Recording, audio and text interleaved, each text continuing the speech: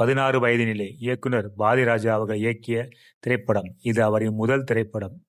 இந்த திரைப்படத்தில் ரஜினிகாந்த், கமலஹாசன், ஸ்ரீதேவி மற்றும் பலர் நடித்த இந்த திரைப்படம் ஒரு கல்ட் கிளாசிக் திரைப்படமாகும். தமிழ் திரையுலகில் வெளியுலகில் படத்தை வெளிப்புற படப்பிடிப்பை ஆரம்பித்து வைத்த முதல் திரைப்படம் என்ற பெருமையை கொண்டது இந்த திரைப்படம். இளையராஜாவின் இசையில் இந்த படத்தின் பாடல்கள் மட்டுமல்ல, பின்னணி இசையும் அருமையாக இருக்கும்.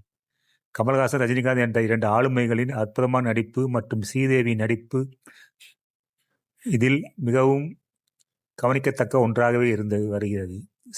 அதேபோல் கவுண்டமணி நகைச்சுவை இந்த படத்திற்கு ஒரு இயல்பாகவே வரும்.